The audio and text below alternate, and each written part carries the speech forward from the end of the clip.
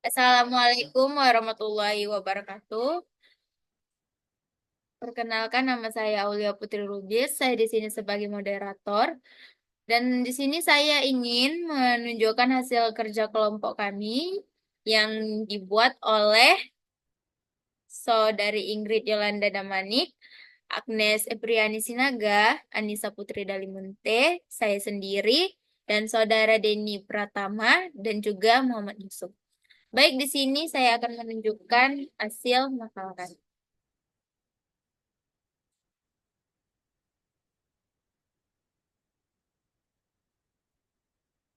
Baik, di sini kita akan mulai. Perkenalkan, nama saya Muhammad Yusuf, MPM 2309 100 191, Fakultas Sains dan Teknologi, Prodi Sistem Informasi, kelas 2D.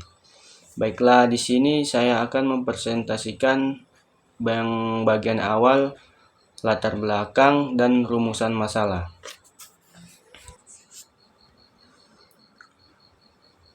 1. Latar belakang. Perkembangan Alpha-Lining dimulai dari awal tahun 1960-an sebagai bagian dari kecerdasan buatan Alpha-Lining, berkaitan erat dengan bagaimana sistem komputer dapat merencanakan langkah-langkah atau tindakan untuk mencapai tujuan tertentu secara otomatis. Awalnya, penelitian fokus pada perencanaan di lingkungan tertutup dengan aturan yang jelas. Pada 1970-an, Alpha-Lining berkembang dengan munculnya sistem yang mampu menangani kompleksitas yang lebih besar, termasuk perencanaan tindakan dalam situasi yang tidak terstruktur. Pada tahun 1990-an, perhatian bergeser ke perencanaan yang lebih efektif, yang lebih adaptif dan fleksibel, termasuk perencanaan yang berbasis pada pengetahuan, yang memungkinkan untuk menghadapi ketidakpastian dan perubahan. Kemajuan dalam teknologi komputasi dan algoritma seperti perencanaan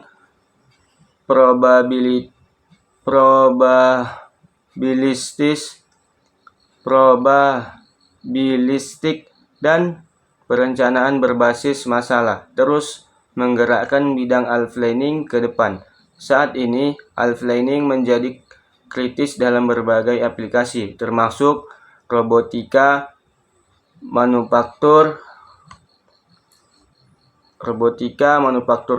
otomatis, perencanaan sumber daya, dan manajemen proyek kompleks. Perkembangan ini terus berlanjut dengan interaksi teknik-teknik baru seperti pembelajaran mesin dan pemodelan data untuk meningkatkan kemampuan perencanaan dalam menghadapi tantangan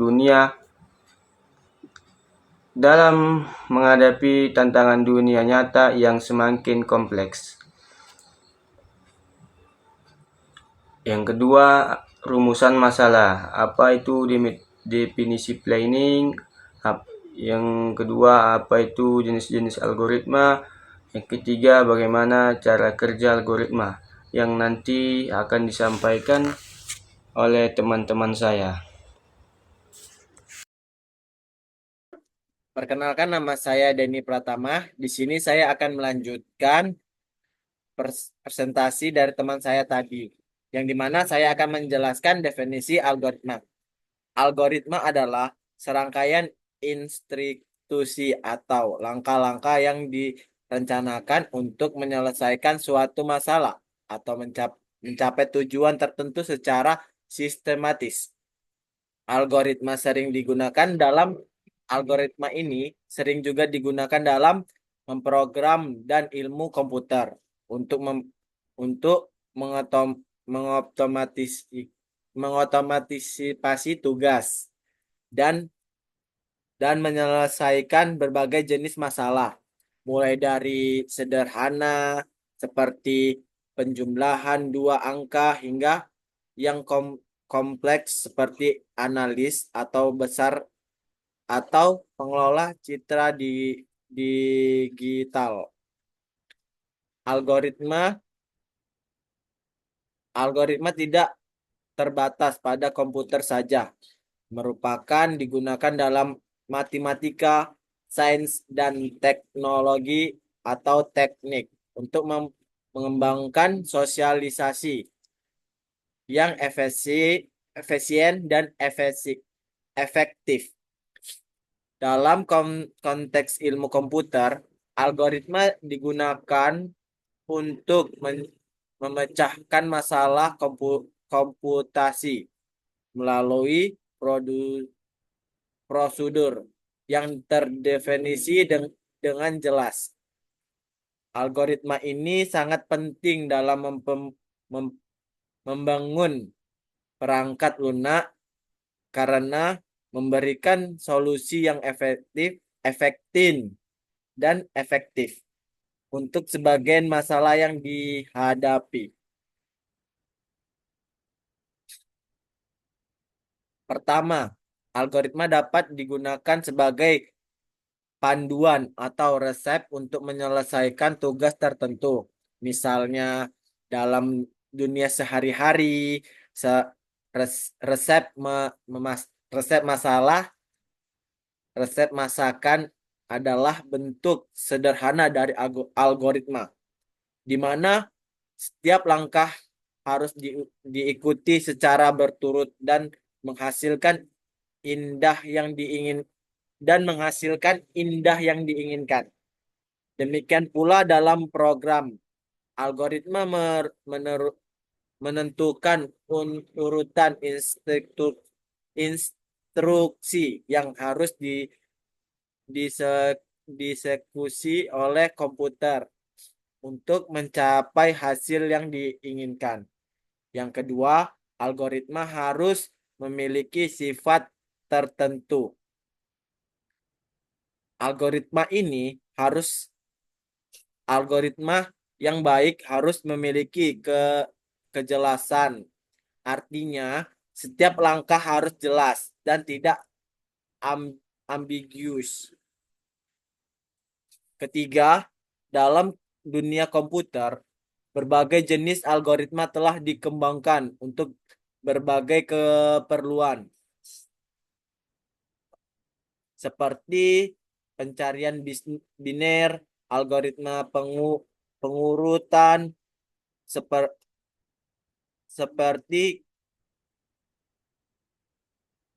Qt,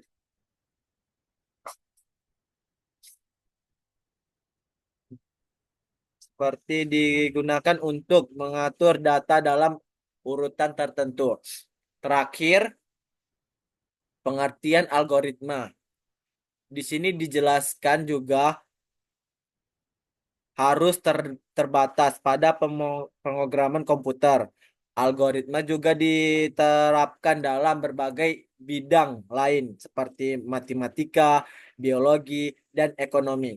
Misalnya dalam biologi, algoritma digunakan untuk menganalisis data genomik. Dalam ekonomi,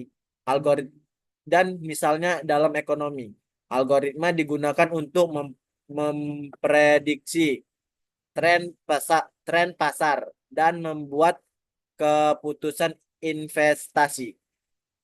Dan dengan demikian, pemahaman dan penerapan algoritma sangat penting dalam berbagai aspek kehidupan modern. Cukup sekian yang saya jelaskan dan akan disambung oleh teman-teman saya. Nama saya Anissa Putri Dalimonte, NPM saya 2309-1014. Baiklah, di sini saya akan menjelaskan materi jenis-jenis algoritma dalam perencanaan planning. Algoritma adalah serangkaian instruksi atau langkah-langkah yang digunakan untuk menyelesaikan suatu masalah atau melakukan suatu tugas. Terdapat berbagai jenis algoritma yang dikelompokkan berdasarkan pendekatan yang digunakan untuk menyelesaikan masalah. Berikut adalah beberapa jenis algoritma yang umum. 1. Algoritma brute force. Yaitu metode dasar yang mencoba semua kemungkinan solusi untuk menemukan yang benar. Contohnya algoritma pencarian linear, algoritma penjadwalan tugas. Kedua yaitu algoritma divide and conquer, yaitu memecah masalah menjadi sub-masalah yang lebih kecil dan kemudian menyelesaikan setiap sub-masalah secara terpisah sebelum menggabungkannya kembali. Contohnya algoritma merge sort dan algoritma quick sort. 3. Algoritma greedy, yaitu membuat keputusan optimal lokal pada setiap tahap dengan harapan mendapatkan solusi optimal secara keseluruhan. Contohnya, algoritma Kruskal untuk menemukan pohon merentang minimum dan algoritma Huffman untuk pengkodean data. 4. Algoritma dynamic programming, yaitu memecah masalah menjadi submasalah yang tumpang tindih dan menyimpan hasil dari submasalah untuk menghindari perhitungan berulang. Contohnya algoritma Knapsack dan algoritma Floyd-Warshall untuk menemukan jarak terpendek antara semua pasangan titik.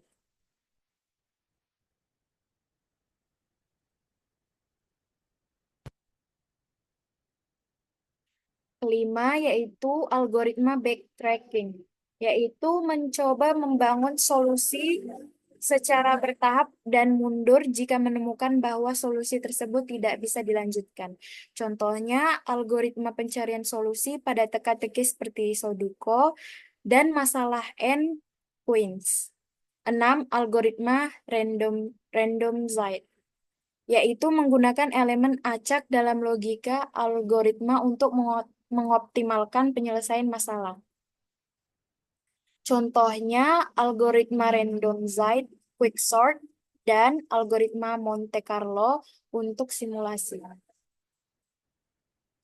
Selanjutnya yaitu algoritma heuristik, yaitu menggunakan aturan empiris atau intuisi untuk menemukan solusi yang cukup baik tetapi tidak selalu optimal. Contohnya algoritma A untuk pencarian jalur dan algoritma simulated annealing. 8. Algoritma pencarian dan penyortiran, yaitu algoritma khusus untuk menemukan elemen dalam struktur data atau menyusun elemen berdasarkan urutan tertentu. Contohnya yaitu algoritma binary search dan algoritma bubble sort dan juga algoritma quicksort. 9. Algoritma rekursif, yaitu algoritma yang memanggil dirinya sendiri untuk menyelesaikan submasalah yang lebih kecil dari masalah awal. Contohnya algoritma Hanoi Tower dan algoritma Fibonacci. 10. Dan yang terakhir yaitu algoritma graph, yaitu algoritma yang berhubungan dengan teori graph dan digunakan untuk masalah-masalah seperti jalur terpendek, pohon merentang minimum, dan lain-lain. Contohnya algoritma Dijkstra dan algoritma Prim dan juga algoritma Bellman-Ford.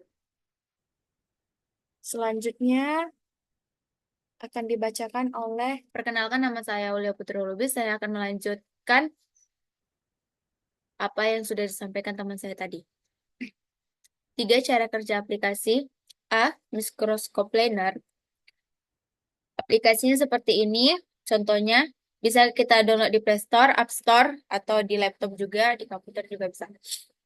Penjelasan tentang Microscope Planner. Microscope Planner adalah aplikasi manajemen proyek dari Microscope 365 yang membantu tim merencanakan, mengatur, dan melacak pekerjaan. Dengan fitur seperti papan tugas, kolaborasi, real-time integrasi dengan aplikasi Microsoft 365 lainnya. Visualisasi kemajuan serta notifikasi dan pengingat, planner memudahkan tim dalam mengolah proyek secara efisien dan efektif. Baik, kita masuk ke cara kerja aplikasi tersebut. 1. Masuk ke aplikasi planner, klik web, buka browser, masuk ke https pakai _2 www.office.com. Pilih planner dari aplikasi yang tersedia setelah diloginkan. Selanjutnya, klik desktop, buka aplikasi Microsoft 365, cari dan buka planner dari daftar aplikasi. Ketiga, mobile, unduh dan pasang aplikasi planner dari App Store atau iOS atau Google Play Store atau Android, lalu login dengan akun Microsoft Anda. Baik, kedua, membuat rencana plan. Setelah masuk, Anda akan melihat daftar rencana yang ada atau bisa membuat yang baru. Klik buat rencana baru atau new plan dan beri nama rencana Anda. Terserah sih mau namanya seperti apa sesuai dengan apa yang Anda bisa deskripsikan. Ketiga, tambah tugas atau teks. Di dalam rencana, klik tambahkan tugas atau add text.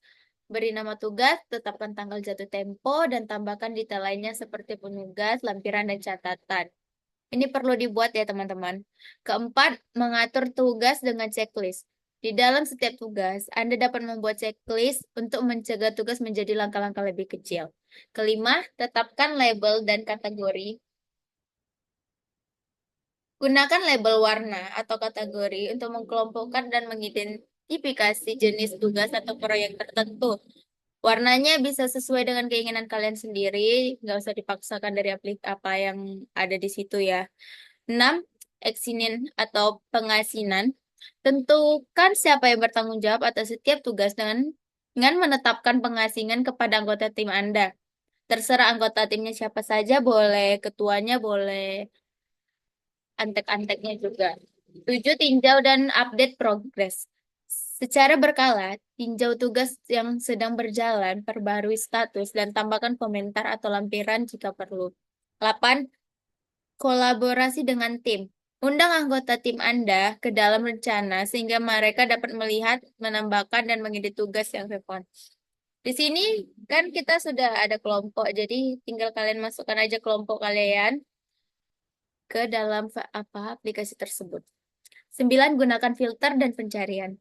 Manfaatkan fitur pencarian dan filter untuk menemukan tugas tertentu atau melihat tugas berdasarkan status, exinet, atau lainnya. 10. Gunakan grafik dan laporan. Jika diperlukan, gunakan fitur grafik dan laporan untuk melacak kemajuan proyek secara keseluruhan atau untuk setiap tugas. Ini bisa tugas kelompok kalian juga ya. 11. Integrasi dengan aplikasi Microsoft lainnya. Planner terintegrasi dengan aplikasi Microsoft lainnya seperti Teams, Outlook, dan SharePoint untuk kolaborasi yang lebih mulus. 12. Ini yang terakhir ya, peringatan dan pengingat. Atur pengingat atau notifikasi untuk tugas atau diklat yang mendekat untuk memastikan tidak ada yang terlewat. Misalnya supaya kalian tidak tenggang waktu untuk mengirim tugas atau semacamnya. Baik, sesudahi akan dilanjut oleh teman saya. Baiklah teman-teman, di sini saya akan menjelaskan cara penggunaan aplikasi Trello dalam planning. Pertama, penjelasan tentang Trello. Trello adalah alat manajemen proyek berbasis web yang menggunakan papan, daftar, dan kartu untuk membantu pengguna mengatur tugas dan proyek. Dengan antarmuka visual, kolaborasi, real-time, kustomisasi, integrasi dengan aplikasi lain, dan aksesibilitas dari berbagai perangkat. Trello memudahkan pengolahan proyek secara efektif dan efisien. Setelah itu, cara kerja aplikasi Trello. 1. Instalasi aplikasi. Pertama, pastikan Anda telah mengunduh dan menginstal aplikasi Trello dari toko aplikasi resmi, seperti Google Play Store atau untuk Android atau App Store untuk iPhone. 2. Buka aplikasi. Setelah berhasil diinstal, cari ikon Trello di layar utama perangkat Anda dan ketuk untuk membuka aplikasi. Ketiga, masuk atau daftar. Jika Anda memiliki akun Trello, masukkan detail login atau alamat email dan kata sandi untuk masuk. Jika belum memiliki akun, Anda bisa membawanya dengan mengikuti proses pendaftaran yang ada. Keempat, jelajahi tampilan utama. Setelah berhasil masuk, Anda akan dibawa ke tampilan utama Trello.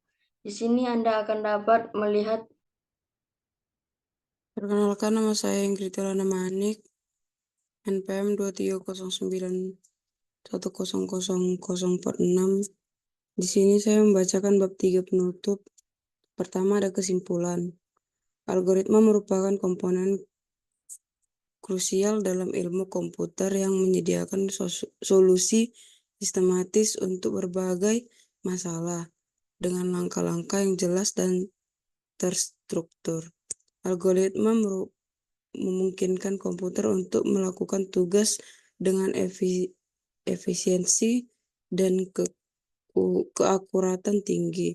Pemahaman mendalam tentang algoritma tidak hanya penting bagi para profesional IT, tetapi juga bagi siapa saja yang tertarik untuk memecahkan masalah secara logis dan terorganisir. Selain di bidang teknologi, algoritma memiliki aplikasi luas dalam berbagai disiplin ilmu, seperti biologi, ekonomi, dan matematika. Algoritma membantu menganalisis data kompleks, memprediksi tren, dan membuat keputusan yang lebih baik. Dengan kemajuan teknologi yang terus berkembang, pentingnya algoritma dalam kehidupan sehari-hari akan semakin meningkat.